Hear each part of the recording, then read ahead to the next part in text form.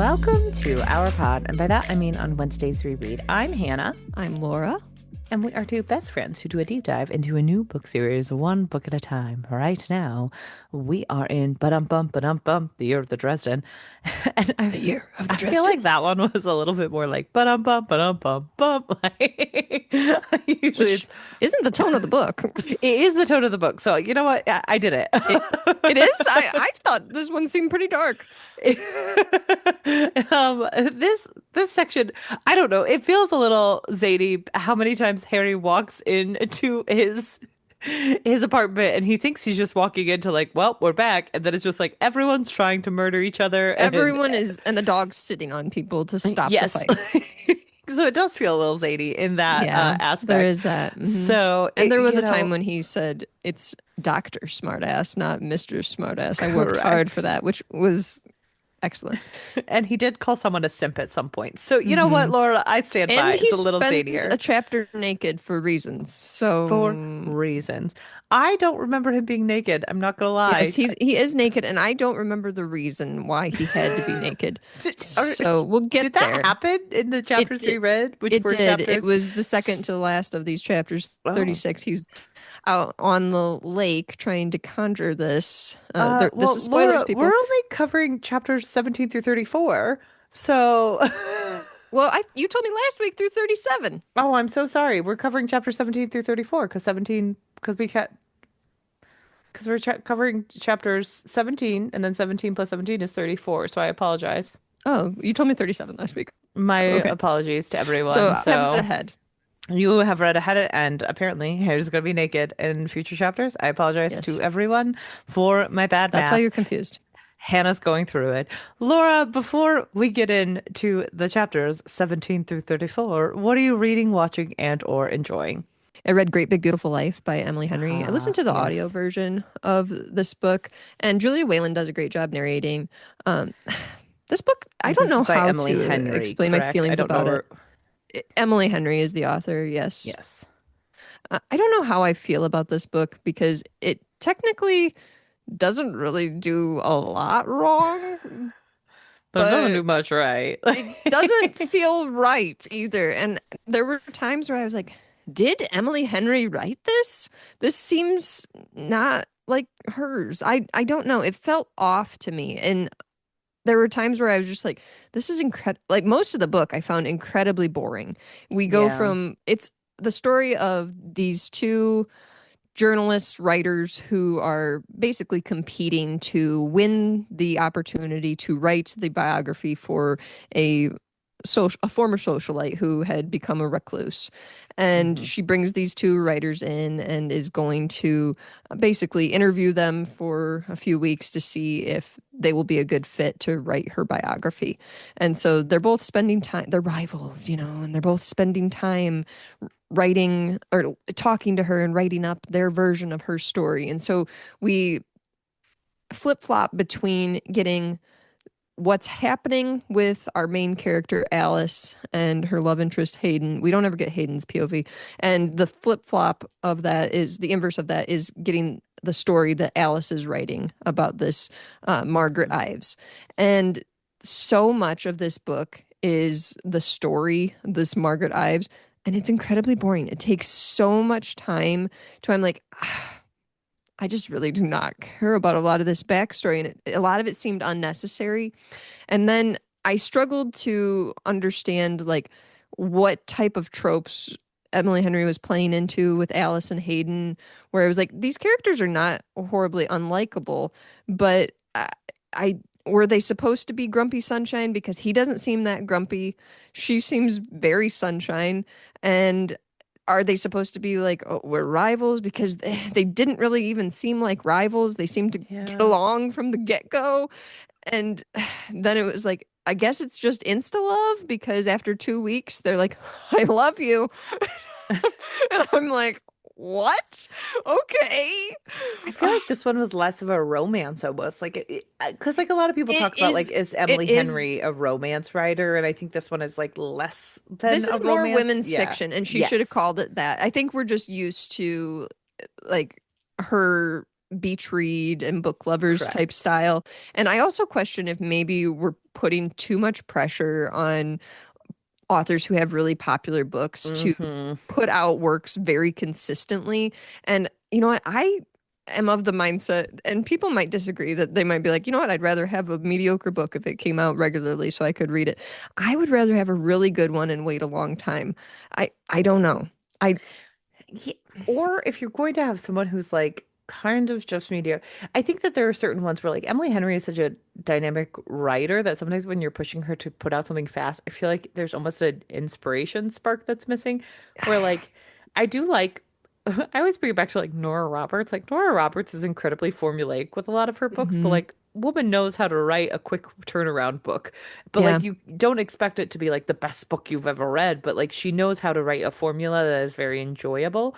So I think it's one of those where like you have to know what to expect. And I think it's jarring when it's coming from Emily Henry because certain books, even if you don't enjoy them as much, like they're usually pretty good. But like for hers, when she Mhm. misses, like it feels like it is a sharp turn, and Great Big Beautiful Life felt like a sharp turn. This one to me seems like her weakest. Yeah, I I do I agree with that. I don't know. I think, I talk to a lot of people about Emily Henry books in particular because they're ones that are easy to recommend to people, Correct. and I think generally women really enjoy her works. Hmm. And I think that depending on who you talk to, people have different ones that they think are their favorites. Some people really prefer beach read, and some people prefer book Hmm. lovers. Some people like people we meet on vacation. It just kind of depends on the person and what they're feeling.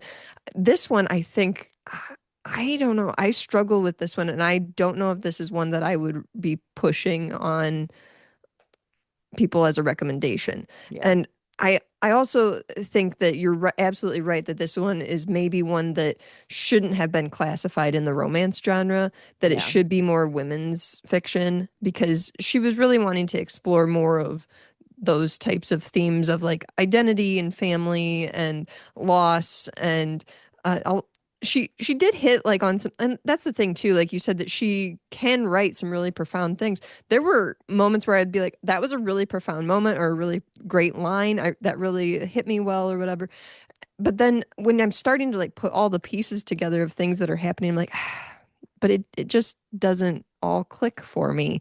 I Correct. Because there were moments like I really appreciated in this book that we were seeing representation. Like Alice, her sister dealt with a lot of illness growing up. And so Alice, she has a lot of trauma surrounding her sister's health and hospitals and her sister being in the hospital, that kind of thing, to the point where like she gets a call from her mother and she's instantly worried that something's happened to her sister because that's just like how her body instantly like goes back into that trauma response of those situations. And she's also dealing with like the loss of a parent and Hmm. the fear that surrounds like not being able to spend enough time with a parent and all these things. And I think those are very real and genuine and good representation. I think I we got to a point in this book too where Henry tried to like set up like a mystery and we had to go on a little side A little bit quest of to like Evelyn figure out the Hugo-esque, mystery. Yeah, like the Seven I've heard Husbands of several Evelyn people Hugo. say that actually, Yeah. that this was like kind of Seven Husbands of Evelyn Hugo. And I haven't read that, but now I'm intrigued because people are like, she wanted to do that and didn't Yeah. execute it well. And I'm like, interesting. But You should read yeah, I would be interested in your take on the Seven Husbands of Evelyn Hugo. actually, my therapist recommended that one to me. And so I am even more interested in it Oh, because I think okay. my therapist is Wild. very cool and interesting. But yeah, I just struggle with this book. And then in the very last portion of it, after we were told, like, oh, he's we've known each other for 2 weeks, and I'm spoiling some things. We've known each other for 2 weeks. It's like we decided to make it last. He left his job to move here, and then we're taking huge steps in our relationship, and now we've named our child after. I'm like, this is so fast, Emily Henry. They barely know each other. Yes. Yeah. No, So I I guess the only trope understand. I picked up on was insta love. But yeah, I really struggled with this book. Like I said, all the pieces are there. It's not like I don't know. It's not like it was doing anything majorly wrong. It's not like I was like, "Oh, that's offensive." There was none of that. It's just I really had a bad taste in my That's mouth with fair. this one, where I was just like, "What happened, Yeah. Emily? I really liked so many of your other things. This one was just boring." Yeah, fair enough. So, yeah, that was a letdown. I have your copy of Funny Story that you lent to me, but I have to Well, read good, that 'cause one. I need to And then I reread think that I've read one. all of, I think after I read Funny Story, then I'll have read all of her works. She might have others that I'm unaware of, but as far as like her works since she's kind of blown up, I think Funny Story is my last to read. Um, so yeah, I'll read that one next and see how it goes. I've heard better things about Funny Story, so can you confirm or deny if I it's I really love Funny Story. I think Funny Story is okay? probably my third favorite of hers. So Okay, Beach Read's your favorite still. Beach Read is my favorite still. I actually think funny enough, I'm looking at my like ratings and Book Lovers maybe my second favorite now, and I think I rated that a 3.5. So I don't know why I was so hard on Book Lovers when now I think it's probably like probably a 5-star read on retrospect. So don't Hmm. remember why I was so hard on it, but yeah. I think Book Lovers might actually be my favorite too. Yeah, I don't know. I cannot remember why I was so mean to it, but I almost want to reread Yeah. it so I can give it a higher rating because on retrospect, I think I maybe had like some harsh feelings towards the sister relationship. Like I felt Mm, bad about the sisterly okay. relationship and some of the miscommunications on that, but I don't remember. So yeah. Yeah, I often look back at like how I've rated certain things and I'm like, what was I going through at that time? I Why was I so mean to Emily Henry in that moment? And maybe, because you know. there are times when I'm like, I thought I actually liked that book. Why was I what I was happening? I actually think our friend Veronica recently was like, "Hey Hannah, I was looking back at your review of Book Lovers and I take onus with this. What were you thinking?" And I was like, I couldn't tell you. I have no idea. But I do think Funny Story was probably my third favorite. I think that one is Okay. actually very enjoyable. I think it's really funny. Well, that'll be a good one to dive into because I feel like I've been kind of like in a mood where I've been ready to read some more romance. I had hit some heavier things earlier this year, and I feel like now I'm kind of in a mood where I'm like, I need some romances and things that Yeah, are I going to get it. be a little bit lighter. So another thing I read was Barbed Wire Between Us. This is a children's book. This is a picture book, and it is a reverso poem, which basically is like you read a poem and then you read it backwards, Okay. and you can.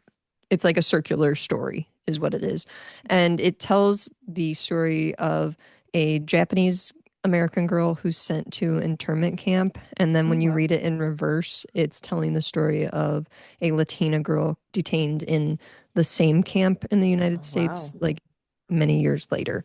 And it's beautifully illustrated, and it's just kind of a heart-wrenching book to recognize that, yeah, after all this time, we haven't really changed anything, and Yeah. we're still seeing these injustices happen, and the treatment of families and children is still horrendous in our country. So it's a really powerful book, and I think that it's an important one for people to read to their children and have discussions about. I think that these are opportunities for you to talk about difficult things with your kids. Yeah. And it's one that I've been trying to like recommend to people and put on displays at the library and everything because I think that it's really beautiful and a good reminder of what's happening in our country for years and years and continuing to happen. So Yeah. Amazing. that was a really beautiful book. And then uh, the last one I'll talk about, I read, I don't know when I requested this, but apparently a long time ago, I had requested that Northern Illinois library system uh, add to Libby of Time and Turtles, Mending the World's Shell by Shattered Shell by Cy Montgomery. And so Beautiful. this is a nonfiction book, obviously, and it's read by the author, and it's basically like detailing the author's experience going into this turtle rescue and how that experience was shaped a lot by the COVID 19 pandemic Hmm. and how important turtles are to our ecosystem and how they are just really resilient creatures. And a lot of their experience in dealing with people and the pandemic was put into this memoir. I think for me personally, I thought this was an okay book. I think for me personally, when I read these types of books, I know a lot of people thought that this was like a really great book according to the reviews. I thought it was okay. I think for me, I just want more sciencey things when it comes Mm, to this type of thing. And that's not to say that this is bad. It's just like for me personally, I wanted a little more science as to got it. like Midwest Beaver stuff. Midwest Beaver Conference. I want all the details of what do turtles do. And this was just the experience of the author, like helping out volunteering, that type of thing, and their experiences dealing with different types of volunteers. And I do think it kind of like ties into a book that I mentioned last week, which was a graphic novel called Holler, which was talking about ordinary people who were getting involved in climate justice and resistance and things like in politics and things like that.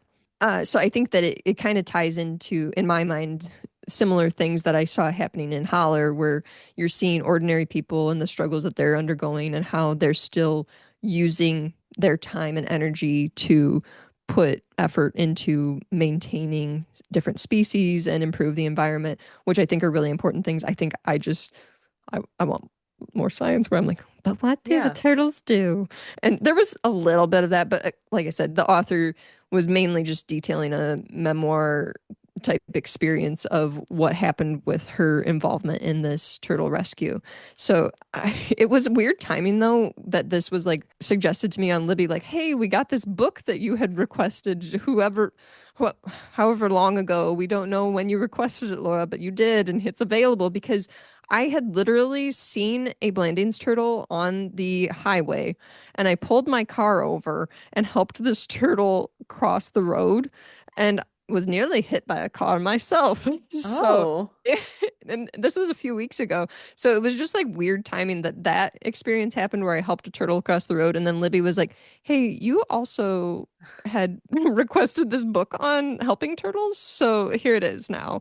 So I don't know when I did that, but it was an okay read. And I think people who are just kind of looking for more like memoir type experiences of people who are getting involved and maybe just wanting to be inspired, this is a book that would do that for you in more of like a reflective capacity and more of like a, oh yeah, that's maybe something I should choose. That's something that's a good inspiration or motivation for me to get involved as well, because I think it definitely hits those notes. Nice. And then I've been going on bike rides, which I've been enjoying, slowly trying to work myself up to more like length of a bike ride because I have no stamina. I'm out of shape, but Yeah. I have been enjoying going for bike rides. And then I got a puzzle that's called the Mystic Maze puzzle. It is very complicated, and I've been enjoying that quite a bit, but I've been working on it really slowly. So that's what I've been reading, watching, and enjoying. Hannah, what about you? Nice. Well, I previewed this last week, but I did read There by Tommy Orange. This is a book that I listened to via Libby. This is an amazing book. I loved it so much. It is kind of this book, it's told around different people who are attending the Big Oakland Powwow.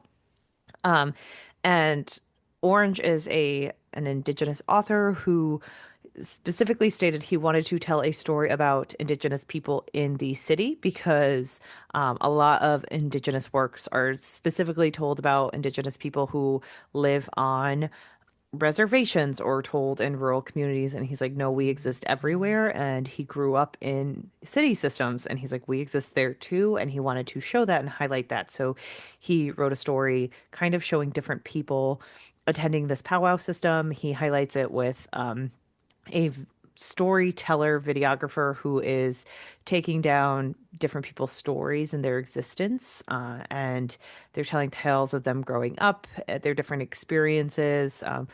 There's a group of people who like for a while tried to live on Alcatraz Island. There's some people there is like these children who live with their great aunt, and one of them wants to dance at the powwow, and the aunt doesn't want them to because she doesn't really want them to kind of highlight their Indian background. And there's a lot of different discussions of identity and what it means to be part of Indian culture, and like it's this kind of devastating look. And during this is like also a look of people are planning to rob the powwow during this because there's a lot of money and a lot of like cash on site during this. So like there's all of this like heightened tension that's building up as you get all of these different people's backgrounds during the powwow. And it's this very well executed thing where you're looking all the where you're learning all of these people's histories, how they intertwine, and like the importance of storytelling, especially in Indigenous culture, while you're also watching and fearing for everyone as everything kind of comes together on this fateful day. And it was really well executed, and I loved it so much. And it's one that I've been meaning to read for so long. And I was very glad that I finally got around to reading it because I feel like there are certain books where you're like, I know I'm going to love this. I know I really want to read it. And I don't know why it's taking me so long, but for some reason, it's just like I'm not picking it up and reading it. And so finally, I was like, no, no, no. It's the time is now. Read it, Hannah. And so I really enjoyed my time with it and highly recommend that people read it. And I also loved the title, There, There. It's from, I believe, a poem where they're talking about how land keeps being taken away from people. And once you finally want, like, it's a specific, it's talked about in the book in a much better way, but like, once you try to find a place for your existence, you find out that there's no there there. And it's specifically about the fact that, like, once you try to find the place of your existence, you find out that people took it away from you, and you find out that there's no there there because the land you had once before is no longer there for you to have. And that's just like it's very heartbreaking. And I think Hmm. you and I have talked about like we live in the Midwest. We live in areas that have a very specific obsession with Indigenous culture. And I think looking at it, we've always kind of looked at it from like the reservation highlighting aspect of it. But I think looking at it from like an inner city aspect was an interesting look that I hadn't really thought about before. And so looking at it from this storytelling perspective was really interesting and I enjoyed it very much and I highly recommend it to people. So everyone should That's listen. awesome. And I listened to it as an audiobook, which is they had different narrators, which was very good. And I highly recommend the audiobook as well. So Okay. definitely one to add to your lists. It's really well done, really effective, and I really love the storytelling. So, and it won like a million awards because it's a very good novel. So, and then I also on my summer reading list of reading everything by Christina Lauren, listened to I love that you something. said Christina Lauren. Oh, is it? It's Christina Lauren because I just It put a just little makes me feel zhuzh on like their it's name. Ralph Lauren. I just put a little shush on Lauren's name. These are two Christina white women. Lauren. They I don't know. get any shush at all. Christina Lauren. I listened to Something Wilder, which is they said that they wanted to write, one of their friends asked them to write a book about horses, pretty much. So this Hmm. is their This is their horse horse book. book. Yeah, pretty much, where it is a girl named Lily. Her dad was a treasure hunter who pretty much like sold her family's horse ranch out from under her when she was young, and now she leads like treasure hunting thing like parties to make ends meet, and then she gets a second chance romance with Leo Grady when he comes out on a treasure hunting excursion with his friends on their like one Hmm. on their one trip a year, I think it is. This Yeah. book was fine. I don't know. This was not my favorite book of theirs. It's a little bit of a I wild, think the like, soulmate equation is their best. yeah, I do like the soulmate equation as well. This one was just kind of silly. It got really wild at the beginning. Like, Hmm. small spoilers for this one. Someone dies at the beginning, and I was not Yes. expecting that out of a romance novel. Honestly, Like, I think that I was with you where I remember being so shocked by that happening that I was like, I did not expect them to pull that out. And I think yeah. I bumped it up a star, honestly, because that shocked me so much. I think I bumped it down a star because of that. Like, I think I was just kind of like, I don't know. I just wanted like wild ride, like no Hmm. frills romance. And I think it was just too jarring for me and my like, It's It's similar to yeah. like what I was talking about with the Emily Henry book, where it's like when you expect a certain thing and you get something else, you're like, what's happening here? Well, and I didn't mind so much that someone dies in it. I think I minded that like he was an incel, terrible human being. Like I think it was like he was terrible and he was so bad that it got like he he was so reprehensible that like it started making me physically uncomfortable. Hmm. And I think Hmm. that's what like Well, you pulled get me out of worried for the it. other character's safety too. Correct. Like that's what really scared me. And then I was like, I can't be here right now in this book with you guys. Like I had to like get out of the book for a minute. Like, My so reviews, my review of this, which was a few years ago, I said this was different from the usual Christina Lauren book. I liked it a lot. I I I think I would have been fine had he not been like full on incel, like Oh, camo wearing, like I yeah, like think it was your thoughts are yeah. absolutely valid. Yeah, so it was a wild time. And then like I thought the miscommunication between them, I was kind of expecting like a better miscommunication out of this book. Like I think there were just so many things like it was going one way. I was fine with the one way it was going, and then it would take like a complete left. Because like small spoilers for this book, it's been out for a long time and it's a romance Hmm. novel. So like I'm just gonna ruin this like random book that I don't think a Formulaic, ton of yeah. people read. But they were in love in their early 20s, and then like he goes to be with the mother who like takes a turn for the or who's sick, and she thinks the sickness isn't that bad, but then like she thinks he deserts her, but then you find out like it's very confusing, which is kind of why I'm spoiling it. You find out that he leaves to go be with the mom. Seconds after this happens, she gets the ranch sold out from under her. His mom dies. She reaches out to him once. He doesn't tell her that the mom dies. He calls her dad. The dad like says he'll get a message to her, but she stops speaking to the dad. And there's so Hmm. many leaps and bounds where she's like, he never reached out to me again. And I'm sitting there like, well, how would you know that? You stopped speaking to your dad immediately. That's you were irresponsible. Like at some point you're the irresponsible person who just like fell off the grid and didn't talk to this man again. I do think you're the problem here. And I there's so often find the yeah. miscommunications in romance books like incredibly frustrating. And this is a prime example where it's like, what are you talking about? You just need to communicate, you idiots. Well, and this was like sometimes I feel like in miscommunications, they have to make the man seem not that bad. So like they end up making the Hmm. woman seem kind of like an idiot, where it was like Yes. it would have been fine if it's like his mom died, and so he just kind of like fades away, and he's like, I'm really sorry, I was 20 and my mom had died and I had a 12-year-old sister to take care of, and I'm so sorry if you felt like I couldn't be present for you, and I didn't realize how bad it was getting on the ranch. And it's like, oh, you know what, we were kids. Like I think that's a fully like okay thing to be, but to be like, well, I tried to call you once and then you never called me back. But also, I immediately left the ranch and there was no way for you to reach me. I'm like, well, now you seem like kind of an idiot. And I actually think that both of you seem a little stupid.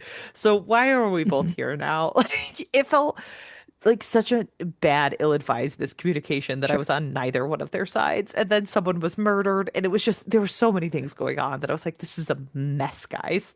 Something wilder. The wilder thing was the plot. The Wilder thing, and I mean, I still gave it 3.25 stars. It was a fine book. Like, I Hmm. grade romances on a curve. I think it was I don't grade completely, romances on curve, but I think that honestly, I think a 3 star or above is a good rating. But yeah, that's just me. I think that's a good rating for this. I don't think it was a bad book. It just like, on retrospect, I'm like, I don't think it was like a very great read for me. It wasn't like a, Hmm. ooh, this was a good book, Well, but I it's don't not think it like was a this is an all-time favorite. Yeah. yeah, this was not a bad book, but it was a little bit of a asterisk book for me of like, I don't know if I'd recommend it. Like 3 stars fine, but like I wouldn't be like, Go read this book." But if someone was like, "Should I read something wilder?" I'd be like, it was a little jarring, but like, sure, go read it. If someone was like, "I hated that book," I'd be like, "Yeah, I get it." Valid. Um, and then for watching, I watched Alfred Hitchcock's Dial M for Murder.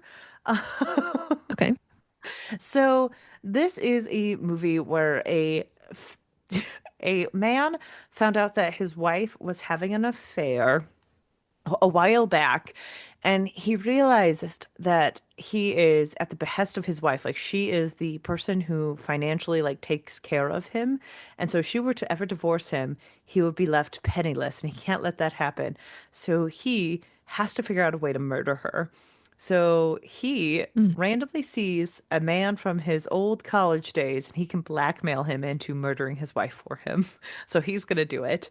And Okay. then he's going to set up the perfect murder and then it might get messed up. We will see. This movie was wild. I had a great time watching it. I have never seen an Alfred Hitchcock movie in my life, actually. Um, I kind of just watched it randomly. I pulled up I've been thinking a lot about like how broken my brain is with like getting rid of TikTok and like trying to watch less on like social media things and like YouTube shorts or things like that.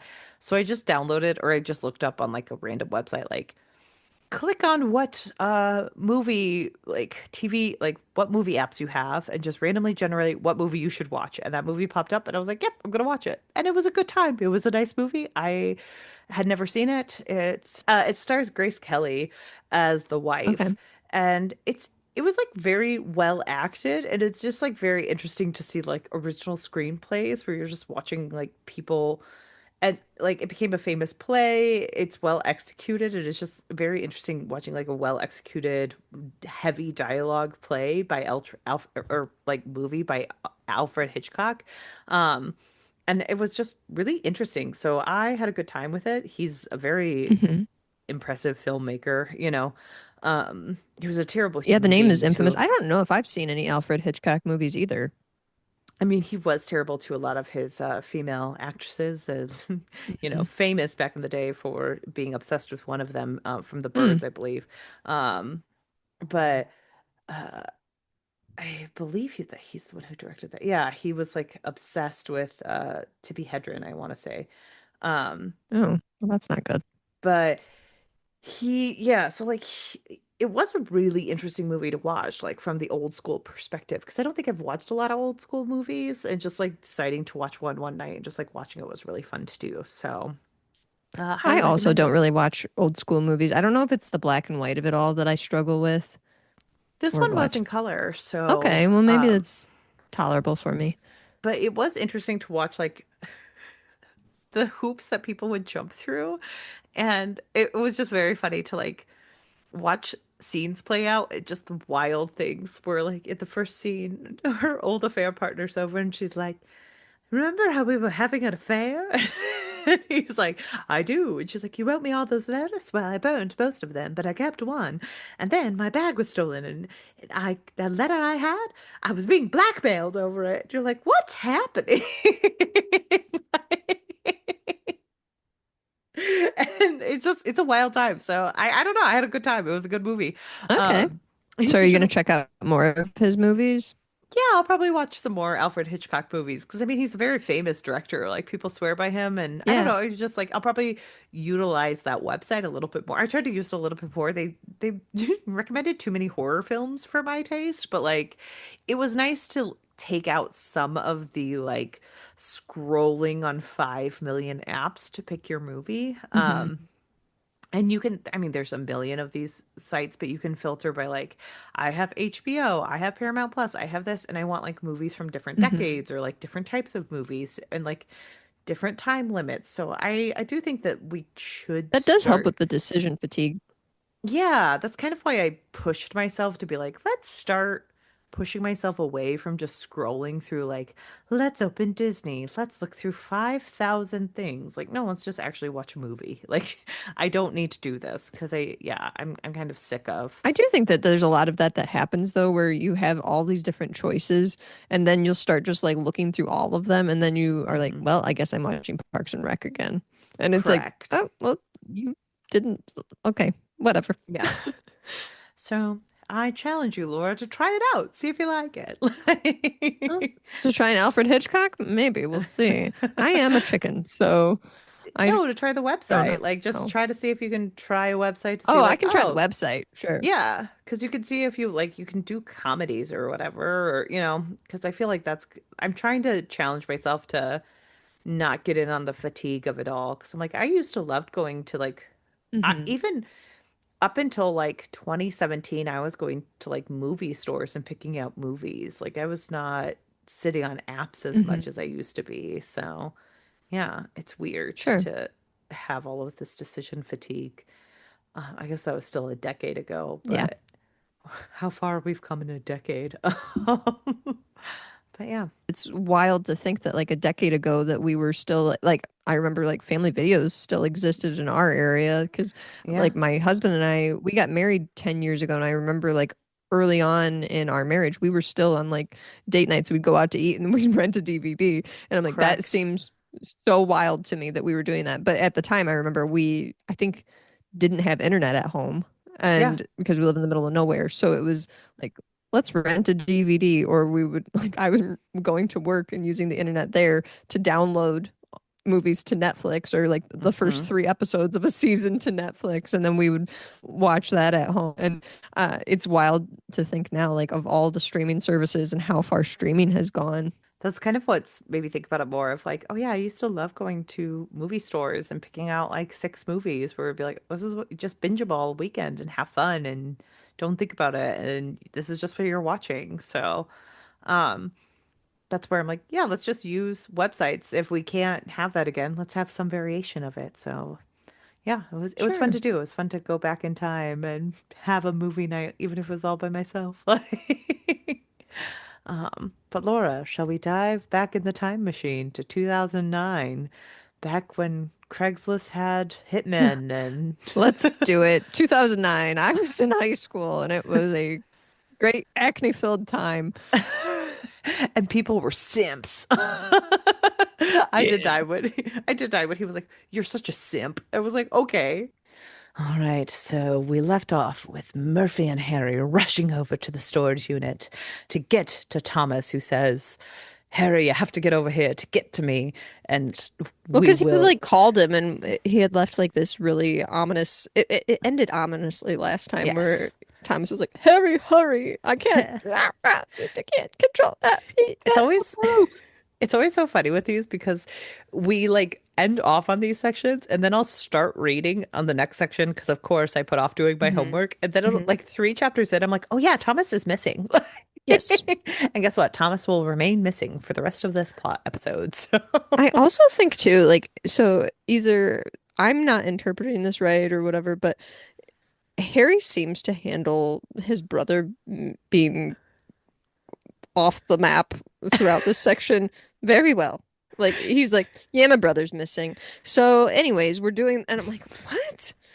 You it's should be one more of stressed, Harry. Or does he just handle stress in a much calmer way than me? I don't know. I think it's one of those where Harry's like, well, my brother's a vampire, so he's got this. Like, he's I okay. suppose I think it's one of those where since magic is on the table, everything's at he's stake, like, so oh, nothing's he at can stake handle kind of himself. thing. There's also a moment where Harry walks in to a law office, and I was like, when was Angel on the air? Because there was a very specific time period where everyone was obsessed with lawyers and law Mm. offices being an integral part of magic systems. And it made me laugh so much because like literally for an entire season of Angel, they were like, we all now work for Wolfram and Hart, a legal office. And it's like, for why though? Like you didn't need to. Sure. Like, but anyway, they rush over where there are a bunch of men sitting outside the storage unit, and Harry and Murph are like, who are these men? Are they fae? Are they men? And they kind of determine that they're probably fairies and probably But not. also like the way that they're trying to signal to each other, I had mentioned this to you off mic. I was like, they need to come up with like a better signal because they're like, oh yeah, nod if it's not humans and shake your head if it is humans. I'm like, what? Wait, wait. I would get that so confused and it would have tragic results. Well, and also they're like Fae, but they're also like stupid Fae, where Harry's like, Mm, yeah, they're all identical to each other. And so that means they yeah. could even have like the same brain as one another. Butcher does this Well, they thing have where, like no sense of self-preservation either, which is what he calls out about them. yes, Like he's like, you have to have like a sense of self to have self-preservation, and they don't seem to. Butcher does this thing in Magic where he's like, they could mean this or they could just be stupid. I don't know. We'll see, I guess. So Harry and Murph also talk technology and how Harry's using a Mhm. revolver, which is technically better for fairies because there will be iron involved and it's good enough for Indiana Jones. And then there's Movie innuendos about whips. So movies I still have not seen all the way through. I Uh, actually like those. Those are boy movies to Hannah. Oh, come on. They go in and they start battling. One of the men does have a mouth in his hand, which is always Which is creepy. very Jujutsu Kaisen. Ah, yes, you are correct. And Sukuna. Harry and Murphy get behind a line of safety, like a little circle. And Harry's like, these guys can't break the line, but the man who sent them might. And a guy Mhm. from the background goes, did you mention my name? And we Did find someone out. say a guy from the back? And we find out that this is a low-level wizard with a Yeah. British accent named Binder who binds Fae to him. Get it? Do you get Hmm. it? His name is Binder. He binds the Fae. And he's here for the bounty on Morgan because Morgan is the worst. And Basically, we find out like everyone hates Morgan. everyone hates Morgan.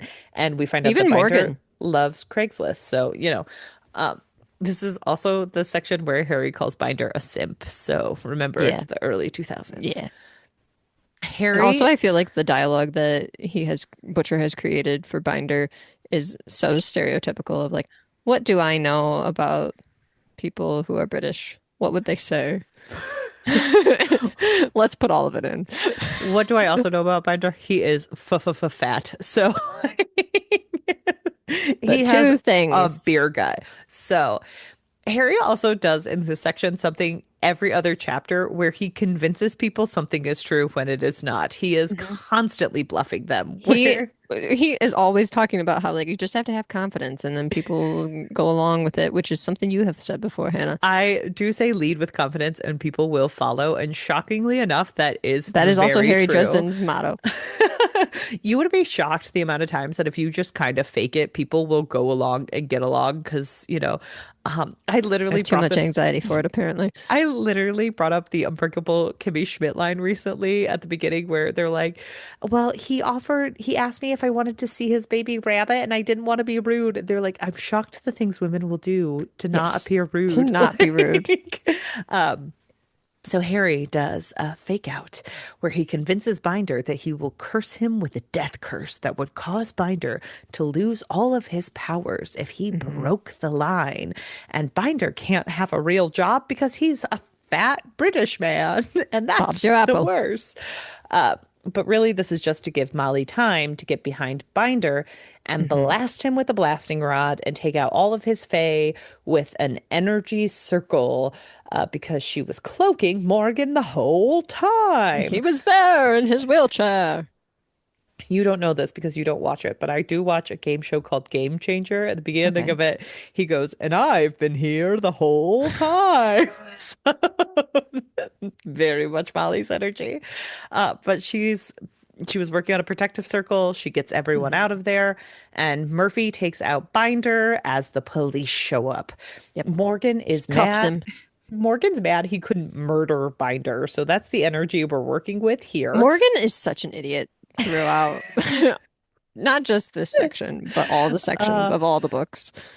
Yes, but Harry realizes that Thomas is still missing, which Morgan is like, why do you care about this vampire? And it's like, he's literally been helping you. And I Morgan's, also like don't understand Morgan's energy where he's like, I'm super good at my job. I'm like, no, you're not. You're terrible at reading between the lines. Also, when people are helping you, stop treating them badly. well, also, like, I'm so sorry. It's hilarious how bad it's so thinly veiled that Thomas and Dresden are brothers, and the only person who picks up on it is Anastasia because it's like two men who look almost identical Mhm. standing next to each other, and everyone's like, "Why do you trust that vampire over there?" There's even a moment where we might not be there yet, but a moment where like Justine like says to Well, Harry that's when like, Anastasia finally "We- picks up on it, where she's like, "Well, you he know he really loves cares you. about You you as a know he bruh." loves you, Harry." And Harry's just like, "Oh, okay. Yeah, bro code, bro code." That's that's when Anastasia finally picks up on it because Yeah. again, it's so thinly veiled. Where Justine goes, They're he loves you practically like a walking around bruh. wearing shirts that say little bro and big bro. I know we don't have anyone creating fan art for us, but I would like to see some Jim Butcher fan art of like little bro, big bro, and everyone else Thomas walking and around. Harry. Yeah, Thomas and Yes. Harry of little bro, big bro, and people walking around going, "Where'd you guys get those really ironic shirts from?" Yeah. Um, So anyway, they all go into the Never Never for a little bit. There's a Hmm. discussion on who sold Morgan out, and Morgan is under the assumption that it's Thomas, but Harry's like, no, Because he's immediately like, vampire must be evil. it is ironic.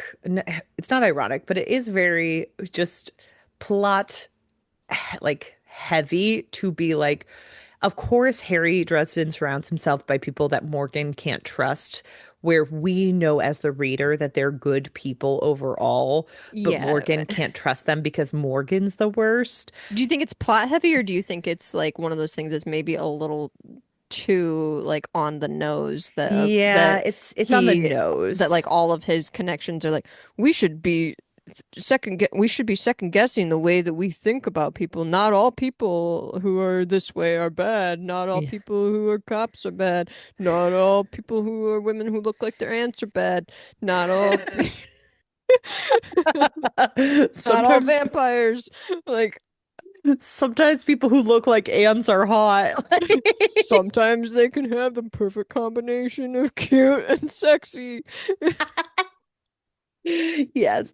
I do think sometimes if you're an ant, you can also be hot, a la Harry Dresden. Yes. Um, Yeah, I do think it's a little like on the nose to be 10 books in and be like, you know what the perfect way to encapsulate the questions we should have for the White Council? Have Morgan, the bastion of the White Council, come in and look at the people He has to surrounding he has to Harry. question his own perceptions of people.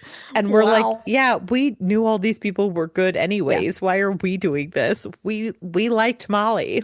Thomas is fine. We like Thomas is, Thomas. yeah, we knew that Thomas is a stylish bro that we like. we saw Murphy without her pants on. We knew that she was hot. We It's fine. even liked her in that awful moment.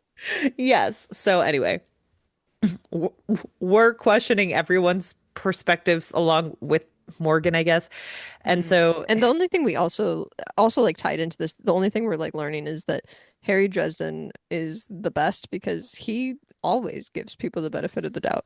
always. So Harry asks how Morgan is being cloaked for the next 36 hours. So we do still have our timer on. That's Yeah. important to know.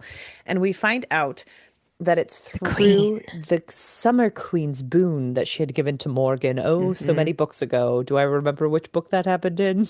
Couldn't be bothered. Yep. But Harry, This is a funny moment though, because he's like, "Hey, do you still have that thing?" And then he's like, "Yeah, let me." He's like, "Yeah, it's right here." And he goes, "Let me see it." And then he takes that leaf thing and he just chucks it out into the so forest. yes, the boon that Morgan received, the little oak leaf that Harry had also received in the past book, Uh, he chucks it because it's obviously it's a tracking geotagged. device. And Harry's like, dude, they geotagged that. They let it Which is slip where another you moment where were. I'm like, why are we supposed to believe that Morgan is so good at his job? He sucks. Why couldn't he have Well, thought of this? Are we just supposed to be like, he's very injured. He's not thinking clearly. Laura, do you remember how often we were told that Harry is an amazing detective? And oftentimes we're asking, what is he detecting? I've also been told he's an amazing lover, and I believe all of it. And honestly, we don't think he can find anything, if you know what I mean. Innuendo. What? Anyway, they all discuss about letters of the contract law with the Fae and how you can use tracking, da da da da. And they Hmm. decide at the end of the day to go back to Harry's place. Why not? Harry Harry decides to bring back my favorite character, Toot Toot, Toot toot. to Who has gotten go, bigger? who's gotten bigger, and he is going to see if someone is following Harry Dresden. And Hmm. he finds out that someone has been watching Harry's house. Yep. It's a person who's driving a Mercedes, and he is videotaping Harry. They mess with the guy's car, and Harry goes out to meet him. His name is His Vince. plot witch. His name is Vince Garver. He is a private investigator and he Former works, cop from Joliet, correct? yes, Joliet, Illinois. He is a private investigator with a heart of gold because Mhm. he might date Molly in the future. Who knows? But Might he definitely will because she had to do show her unfortunate things nipples. to get him to pass over information. And then Morgan was incredibly inappropriate and Dresden was Ugh. almost sucked into being inappropriate. I hated this. I know. He won't say who hired him to Harry, but Hmm. he finds out that this is pretty much a hit job on Harry, so he says Yeah. he's immediately quitting. Like he has a heart of gold, but he doesn't have eyes of gold because they zero in on Molly's nipples, and he does release to Molly, who hired him. Because what does she do? She's like, you couldn't get the information box? How about I give it a try? And then she she takes a beer bottle, a cold beer bottle, takes her bra off, takes a cold beer bottle, rubs it on her chest, and then she goes and climbs in his Mercedes with him. Why he's still waiting out there, we don't know. Why he hasn't left after talking to Because someone had Dresden. messed with his car. He was waiting on the Oh, that's right. I thought Dresden removed the core. gum and it was fixed. Because it was just a battery cable and I thought it was gum. I thought it was fixed. So okay, never mind. He's still waiting for someone to come fix the car. But then she gets in the car with him and is somehow able to turn it on because the air conditioning is working. Because his air conditioning was working and I got a lot of info and a date. I'm like, oh, I So hate all of anyway, this. we find out that he was hired by a law office of Smith Cohen McElroy lawyers. Oh, this is bad too. So Harry goes over to the lawyer's office. He has to hand over his staff, which is Laura's favorite line, where he says he's Doctor Asshole. Is it Doctor Yes. Asshole? He worked hard for that title. He meets with the lawyer who hired Garver, Evelyn Mhm. Derrick. We find out that she was manipulated by the White Court vampire, so now he has to head back to his apartment. Which he finds out by soul gazing with her and finds out that like her memory has been wiped and she's kind of been doing this against her will, has no Yes. idea who's done this to her, and that she's also been kind of like sexually involved with a lot of this. They've been preying on her pleasures and stuff like okay. Laura, I'm not gonna lie to you. Every time a soul gaze pops up, I feel like I've been manipulated to forget that that happened because you know how much I hate the Here's the soul thing. gaze. Is the soul gaze worse because it's so over described every time it happens? It's so it's worse because it's overdescribed and it kind of feels like it's a little plot witchy where sometimes it pops Yes. up and anytime it pops up, it's the most important thing we've ever been told about Harry Dresden. And then You it'll can just learn kind of all there is to disappear know for about a 8 books. person, even Yeah. a person's worst qualities, the worst things you could ever think about them. And you After can she soul gazed with me, she didn't look at me the same way. She was And afraid you to can look at me after what only she do it saw. one time unless something's fundamentally changed about you, and then we might be able to do it a And second then we time. can do it again. Yes, like there's just too much plot witching going on, and I just don't Yes. care for it. So Well, the other thing honestly, too, it like kind of is one of those things where it's like if this is a detective novel, how come he's able to just like stumble upon soul gazes every now and then? Why can't he just like from the beginning soul gaze with because someone you can only to do it get one time, so he doesn't no, want to but do he it with could have soul everyone. gazed with. I don't know. I think I'd be soul gazing all the time. What Just if like he needs get to run in? get the info and go. What if he needs to run into Evelyn Derrick again? Chicago's just not that big of a city. It's not for Harry Dresden. He's running into people all the time. Uh, all of those wraiths. So anyway, Harry runs back to his apartment. He finds Mouse holding Anastasia hostage because she Yeah. showed up. Molly and Morgan are at each other's throats again. Again. Anastasia caught them by surprise. Molly made her blind, all out of the fear that Anastasia was going to sell them out. Hmm. Well, because She she's like, this is Morgan's, or Morgan was her apprentice. She's She's bad going to turn news. him into the Wardens. Morgan's upset because he had been in love with Anastasia at one point in their lives. I hate that. Why? Like, come on. Because And then he finds out that immediately that Dresden and Anastasia are in a Well, relationship. because He's she knew like, how to get into with his him wards. of all people. Oh my God. Because he's evil, obvious. Because Harry gives people the benefit of the doubt. And he shouldn't do that. He should hate everyone like Morgan does. She should only love people who are bigoted like him. Um, and so he realizes that they're a thing because she has a key to his apartment. And she knows how to break You down the were wards. getting in. Uh, she- it's a whole rigmarole where she's like, I have I no pity for Morgan though. Like I think this is a moment we're supposed to feel bad for him, and it's like I just don't. Are well, we here's supposed to the feel bad thing. for him that he has his lost love I with think in 2009, not to again turn us in back. 2009 we would If have we felt could bad for Morgan. if we could turn back time, I do think like way back when that was the easy way to make people feel bad of like they had an unrequited love. Don't you understand? They were someone who could love. And in 2026, we're like, I don't feel bad that he had a crush on his teacher at one He's point. Like, just I done just, too much bad. yeah, like, you know what could make me feel better? If he was nice to the teenager and didn't turn her Yeah. in for trying to And the help only him. time that he says positive things about her is when he's Looking objectifying at her. her nipples. Like, I don't care about this anymore. No. So like I think 2009 that probably would have been the way that you tried to make us feel bad for him. Where like It just Anastasia doesn't feels bad hit. for him, but like it doesn't work anymore. So that's kind of I'm how I also feel about still it. not over the like it's mentioned a few times even in this section, I think, how she's traded in her 250-year-old body for a hot bod. And I can't get over it. I can't I refuse to let it go. I I'm so sorry. It's just something there's something very funny about the phrasing of I'm just not over it. Of like I just can't get over it. Like I'm still I've had a lot of traumatic grieving. things happen to me in the last week, Very and fair. this is the one that I'm holding on to. It's not, but I will allow it.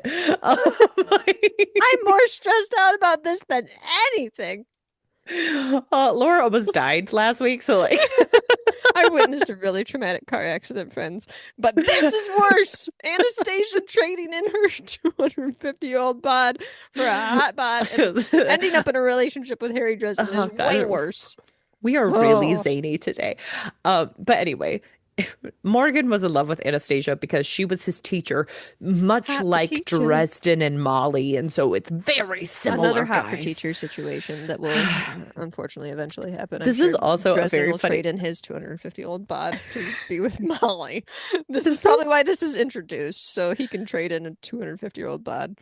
no, because they're around-ish the same age. But this is also Around-ish the same age? No. I mean, if they both aged 200 years, we wouldn't feel as bad about it if you think about it. Like, You know what? Do you think Jim Butcher wants these books to go on until Harry is 250 years old? yes. So, He's like, I am taking that Harry Dresden money all the way to 250. how old is he at this point? He could be 35. I don't know That's anymore. true. I've lost track of how old he is. I just assumed he was still in his 20s because he's always talking about how tall and young he is in good shape. We just don't know anymore, Laura. I just don't know. But Maybe anyway, he is 250. we're only on chapter 23. I'm Uh, sorry, keep going. so I tend to anyway, do this. I'll be like, Hannah, can we record this quickly? And then I will take up all the time. Go ahead, keep going. I will say this is a very funny section because they're all like, oh no, Anastasia's here. I blinded her. That's not good. You shouldn't have blinded her. But she could have turned Morgan in. No, she was his teacher. She would never have done that. And Anastasia was like, actually, I was totally gonna turn him. Yeah. She's like, I was gonna sell his ass out so fast. I Hmm. thought he had killed Harry. Hand to God, thought he had murdered him, so I was going to turn him in. Shocked me, actually. Harry, you told me you wouldn't have helped him. Why are you helping him? And Harry's like, oh, look, I think Morgan's innocent. This is all way too clean. This is all way too weird. And why is Morgan here? It's too tidy. And she's like, oh, okay, I'll help you guys. So they all, so And Harry then and Donald Morgan cries because they're in a so Harry and relationship and falls Anastasia asleep. head on over to Chateau Wraith and meet with Lara. And I always call her Lara, so we can decide that it's They not also say Laura. Laura. Oh, It's good. not Laura. I think they say Lara in the La well, audiobook. it's spelled Lara, so it is Hmm. Lara in the spelling, but I also say Lara to not Oh, to like no differentiate from R's. your name. Oh, thank So, you. I don't so want to be associated with this woman. Harry again does his whole bluff the listener challenge, and he says that they're going to find out that she's involved with this whole White Council murder thing, and she better watch out. And I know you said you don't want to be associated with her, but in this moment, she is just the overall goat because she's like, Yeah. why the hell do I want to be associated with that outdated, hypocritical white council? You guys sit over there in Scotland doing whatever the hell it is you do, and I sit over here running America. What are Mhm. you talking about? And we also find out that she and Anastasia probably be fucking in a past life. She, I wondered if that was a thing too. I was like, is am I picking up on something here? Like, were they in a relationship where she's like, "Oh, you look good, but you're less I like think what?" I think that they were in an orgy in a past life, Laura, because Yeah. Harry literally is like, I started seeing visions in a I was gonna say Harry, he's stop like, I doing am that. turned on right now. And I'm like, Harry, stop. So she says that there are plenty of people who could be involved with White Court issues. And they're like, but no one would go against the White King, Lara. And I'm like, there are too many white, quote unquote, monikers being thrown around here. It I'm makes not me gonna lie, there's lots uncomfortable. of different royalties that I can't sort out all these different like there's this king, this knight, this queen, this queen, this queen. There's all the different seasons that are queens for the fairies. There's all sorts of different vampire kings, queens. It's hard to figure out who's who. A lot of times I'm talking like I'm doing talk to text and I'm like the White Council, the White Court, Hmm. the Summer King, the Summer blah, blah, blah, blah, blah. It's too many things. And Jim Butcher treats them interchangeably and it's all a little bit too European. So there's not enough differentiation. Like it's the whole thing with the like the I also had Mav, forgotten, Will, honestly, that Bill. like Yeah. Lotta was Thomas's sister. Like Oh, when it's like, well, because it's so confusing. Like I didn't yeah. forget this character, but I get like so wrapped up in like, oh no, it's Harry's brother. And like you know that there's a relation somehow, and then there's like, oh no, it's actually their shared sibling. And I was like, oh yes, that's right. Like Yeah, this is so hard to keep track of all of this. it is. Well, it's about to get harder because now the Yeah. lights have gone out. And there's a Well, skinwalker back. because she was shocked that Thomas was missing. And then she's even more shocked because all the lights are out. And we find out They have to that team up. the Skinwalker is on the premises.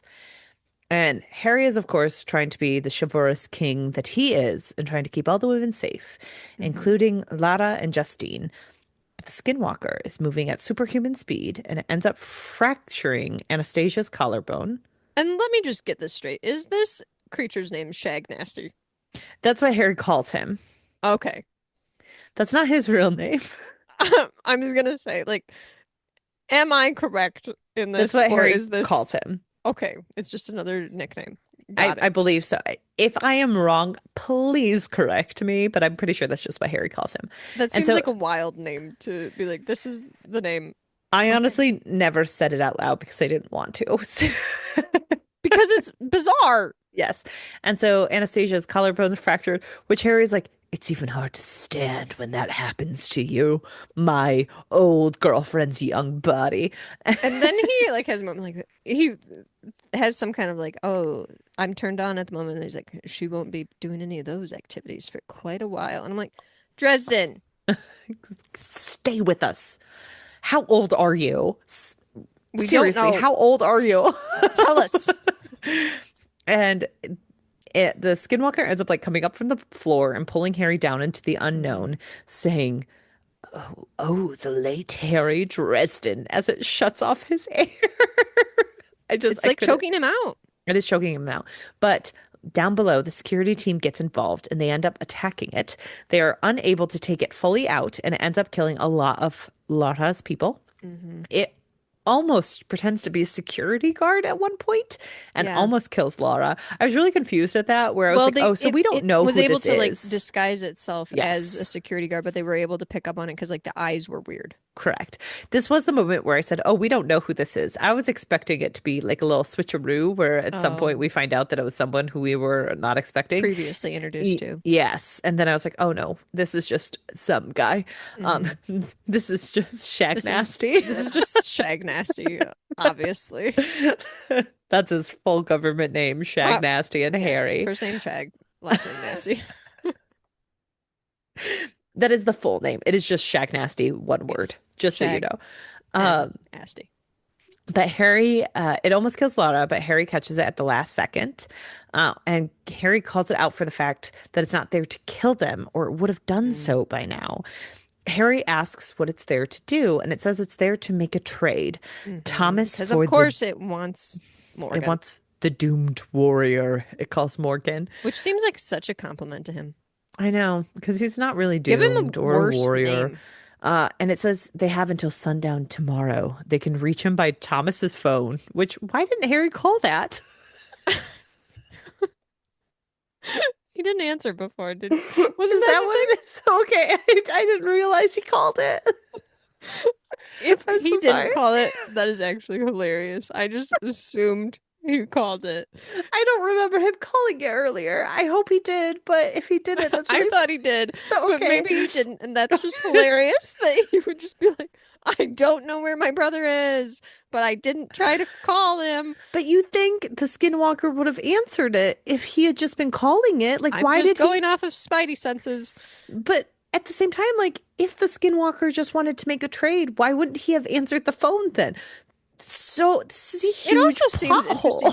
too that like, okay, so why does he not lead off with I would like to make a trade rather than I'll just kill a bunch of these people and then once I've horribly maimed all of them, then I'm like, actually, we don't have to do this. Would you like to just make a trade? That's what I mean. Like, if Harry just called the cell phone, why didn't Shaq Horribly injure Nasty? everyone and then just be like, actually, I'm really sorry. All this seems unnecessary. Why didn't Shaq Nasty just pick up the phone the first time and say, like, I have your bro? No, I'm not gonna say brother out loud because that's your personal business. I have Thomas. Hello, little Phage. I have Thomas. I want I would like to trade. the Like, bigot. Give me the bigot. he could have just traded him. He did not need to do all of this work. I'm sorry. I just He feel even like like says like I'm no longer going to be in a playful mood. I'm like, what? I just feel like he didn't need to do all of this. This was a lot of effort that he didn't It's like need to you're gonna do. need to dial this back a little bit. I'm sorry, sir. Shag Nasty, you're doing the most First right of all, now. can we see some ID? Because I need to know what your real name is. My name is McLovin.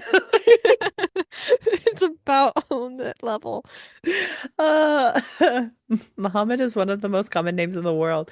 Um, they powwow and they all discuss getting Thomas and how Lara is going to pretty much help Harry. Mhm. Uh, and But also, Justine, she's got to talk to Mad. well, and this is like they all go upstairs and like Justine is talking in front of Anastasia about Mhm. Thomas, and this is where Yes, she's like, this is the moment where she's and, like, you know, he loves you, Harry. You well, know it. and this is the funny thing where it's like they're pretty much wearing little brother, big brother Yeah. t-shirts where she's like, you know, you're the best, bruh. And Harry's like, and he like interrupts her where he's like, bruh. And he like changes the word a little bit. And Yeah. later Anastasia's like, I understand that you have a family member. It's like, yeah, because it was a terrible Well, because secret. it's later when they're like in the so she gives them a Laura gives them a Rolls Royce to drive Yeah, in, and she's like, first of all, Anastasia's like, oh, this is the moment where Dresden's like, oh, she won't be doing any sexy activities for a while, even right. though Anastasia's like, what a back seat we have here that we could get sexy. And it's like, your collarbone's broken. Don't even suggest it. You're not even supposed to be standing. You just traded in for a new bod. Don't be ruining it. Don't be And ruining it. and so then this is the moment when they're in that Rolls Royce driving around, and Harry's like, "Oh, everybody stays away from us on the road because this vehicle is so huge." That Anastasia's like, "Hey, do you have a baby bro?" Can I read this? Because she goes, then he wouldn't know what being a and he goes, brass plate and pain in my ass. Like she would say that. Okay, sorry. Yes. So on the way back, she's like, okay, so you have a brother, and I understand why you might keep it a secret.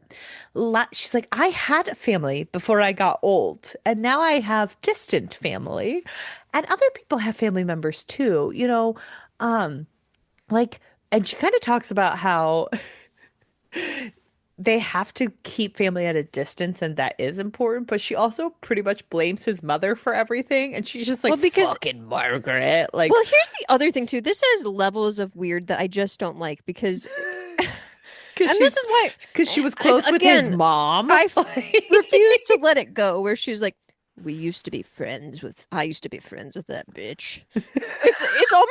It's almost like her being like on Arrested Development, like that bitch.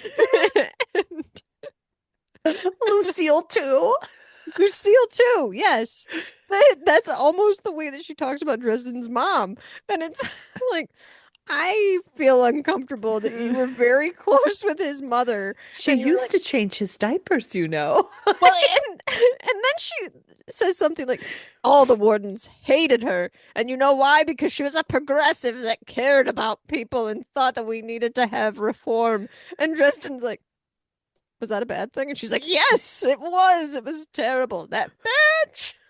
It's very much a conversation of like, well, she wanted to effectuate change. And he's like, that's not a bad thing. And she's like, whose change, Harry? Like the Nazis' change? Should we have been with the Nazis? And he's just like, hmm. And you're sitting there thinking, well, this relationship is not long for this world. You're sitting there Like, thinking, like, Anastasia clearly just watched a World War II documentary because she's got yes, Nazis on the brain. And because, like, she's picking up talking points that seem like they're unrelated to right. this particular And this so particular they discussion. head back to his apartment, and Harry's like, my girlfriend might have sided with the Nazi. No, that's not what he's thinking, but he No, but should he's be. like, Um, there seems to be a red flag. he says, maybe my girlfriend wouldn't have stopped the Nazis. Maybe And my so girlfriend and I don't have as much in common as I thought. Maybe she's like maybe kind she's of just got an old, antiquated views. maybe she's just an old woman trapped in a This young is like woman's shocking, body. but it's almost like she has the opinions of a 250-year-old. Oh gosh. It's That is so 1776 of you. Come on.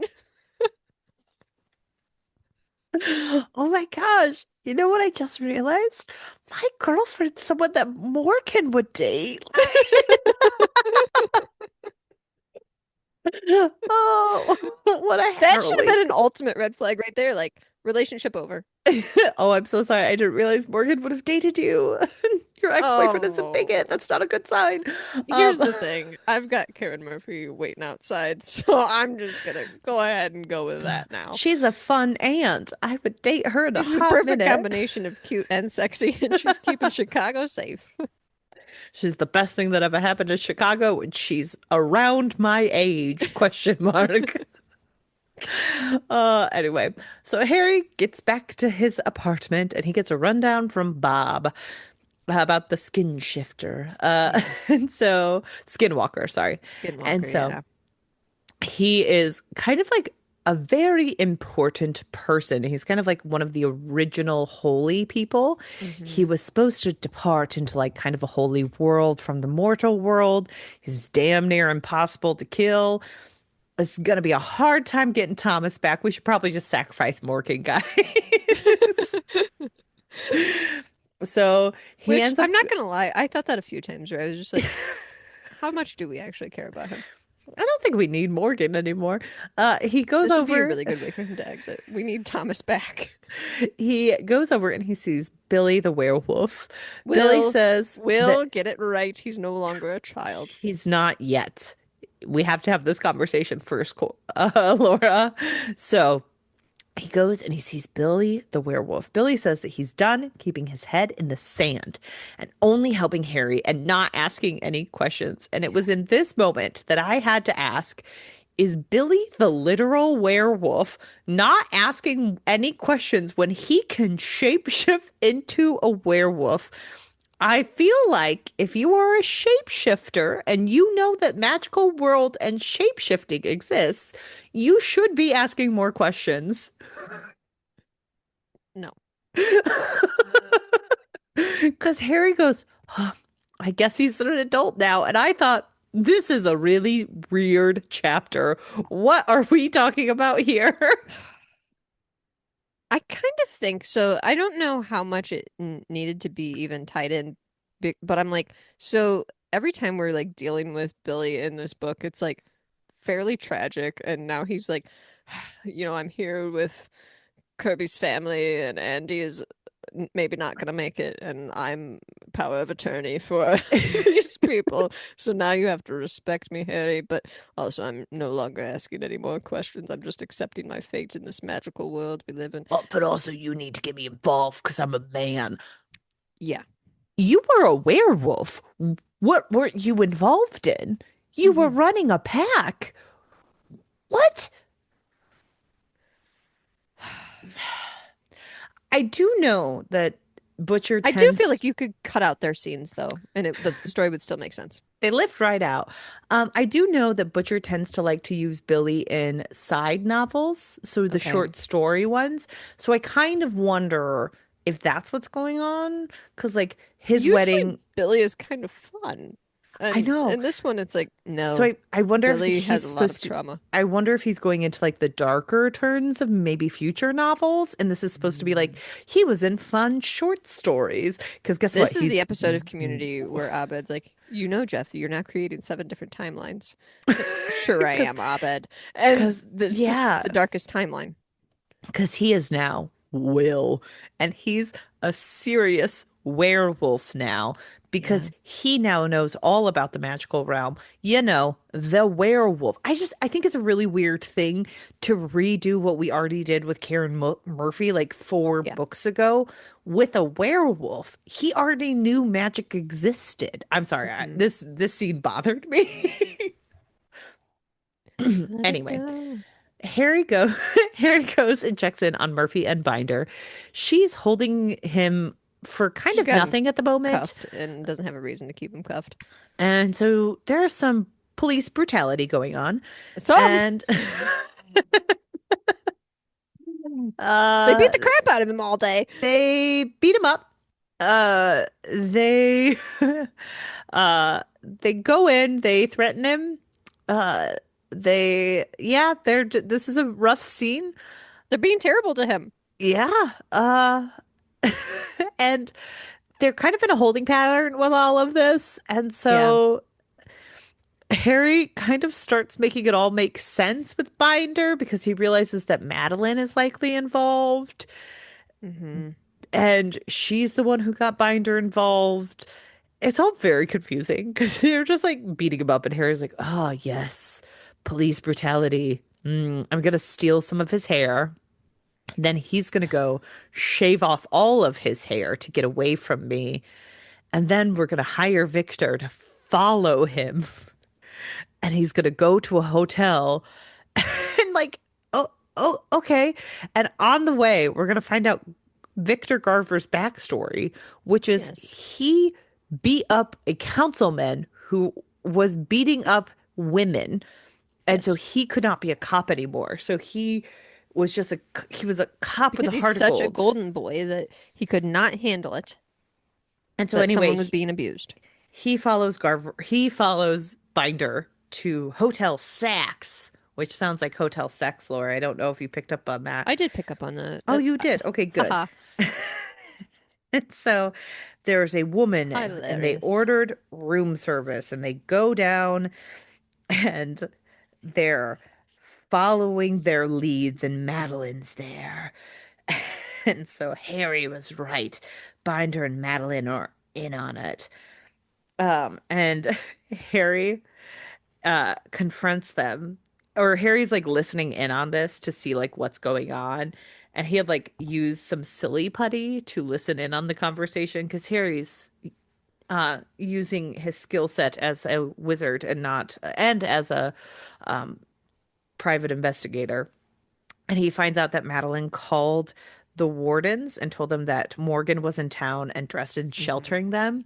And and Harry freaks out, and he starts heading for home, and he tells Murphy that his cover's blown and the wardens are going to descend any moment now. And Murphy, the only normal human in this entire book, is like, hey, have you ever heard of bureaucracy, Harry? Because you might want to learn about it. Hmm. Do you know how many anonymous tips get taken seriously? Do you know how investigations work? I'm guessing that this will take hours for people to look into. No one's going to take a random hot tip seriously.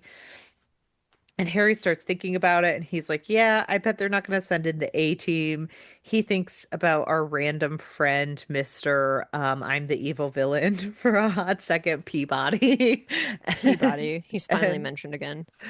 and Harry's like, okay, I think there's something we can do here. And he heads for home. And when he gets home, he sees Morgan holding a gun to Molly. Hmm.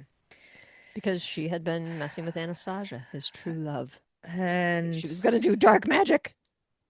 Holly was going to use dark magic to control Anastasia. She's Well, gonna I thought fuck she with was her. just going to like get information from She her. was going It to wasn't to use, like yeah, it wasn't going control to necessarily, control was her. it? No, sorry. Yeah, it wasn't to control her mind. It was to figure out what was going on in her head and figure out what she was going to Yeah. do with Harry because she didn't She quite doesn't trust trust her, which her. is, ad- I It's mean, valid, but valid. Harry's point is that's not good enough.